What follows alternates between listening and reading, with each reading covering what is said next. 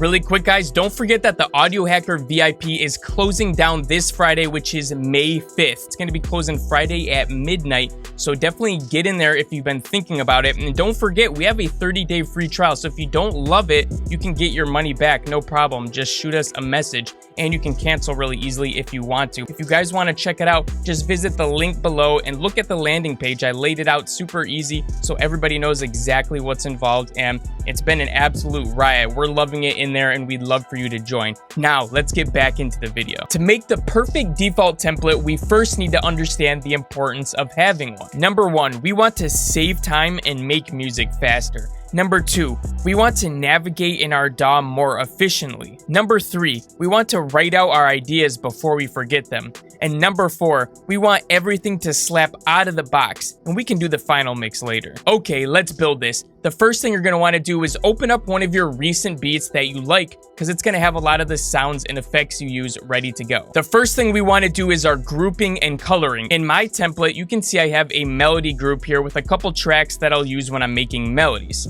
I have my kick, 808, and bass, basically all of my bass elements separate on their own, and then I have one last group for the drums. We want this to be muscle memory, so you don't even have to start looking for a track. You know exactly where to go, and a great thing to help with that is colorizing these groups. So you can see that I have the kick, 808, and bass all in white. My drums are in pink, and then I'm using green for the melodies. Go ahead and use your favorite colors. At this point, we're going to want to put any effects on these groups that we often use. So for instance, I put an EQ here on my drum channels. For my melodies, I also have an EQ, but I also have a ducker plugin for my kick and snare, so that if I put a kick and snare in my beat, it's automatically ducking both of them and it's ready to go. Now let's make sure we have each individual track that we're ever gonna need, right? So for me, I use a piano for my melodies because I almost always cook up with a piano when I'm starting it. I also have a MIDI track in case I want to use one-shots, and I have an audio track ready to go if I'm going to use a sample that someone else created or I created in the past. So those are all ready to go, and I can duplicate them really fast if I need to. Now for the drums, I pretty much always use a clap or a snare, so I have them both there, or even a rim sometimes, and I have a spot for hi-hat, open hat, and percussion. You could even go crazy and go with like an FX if you wanted to do that as well.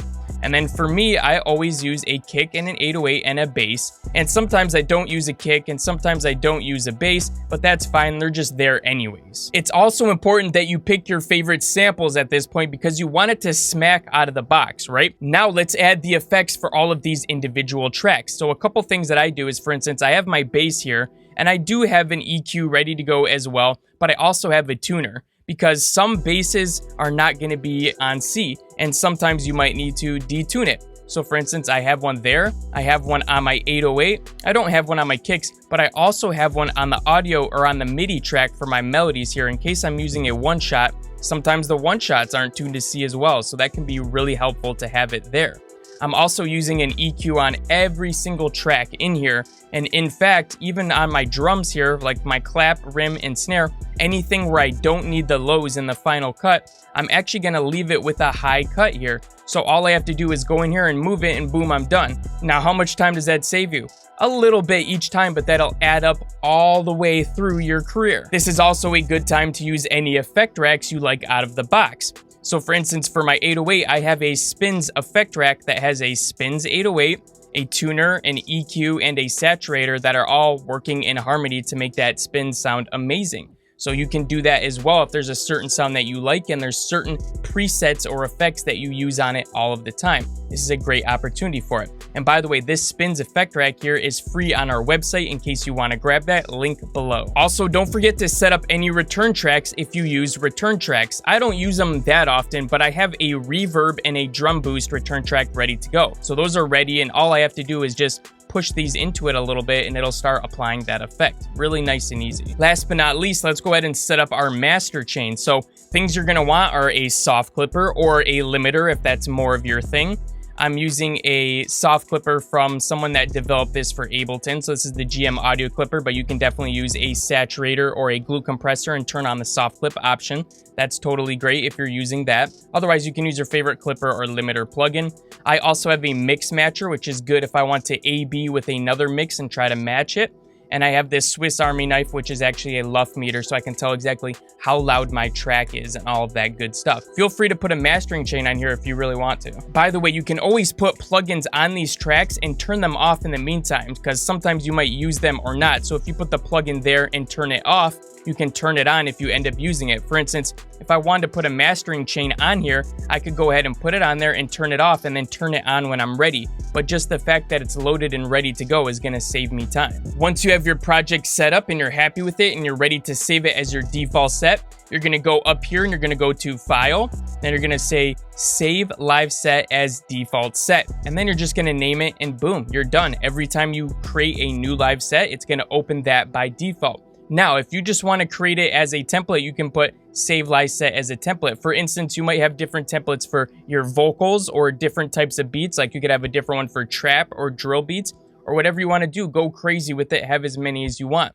And then when you're looking for it, all you have to do is go here. You're going to go under User Library and Templates, and then all of your templates are going to be saved there unless you put them somewhere else by default. And of course, I'm going to have a free download for you guys if you want my exact template. Now, I put all Ableton stock effects on there so everybody will be able to use it.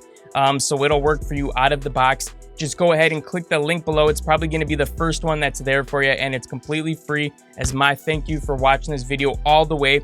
And if you guys are new to the channel, feel free to hit that subscribe button. We upload videos like this every single week, and please slap that like button if you enjoyed this. It helps out the channel so much, and we'd super appreciate that. Now that you have the perfect default set, you're going to want to make sure that your mastering chain is on point. And I just made a crazy video going over the best mastering chain that I use for 2023 and on. So if you need help with your mastering chain or you want to see what I'm doing, definitely check out this video. It's goated.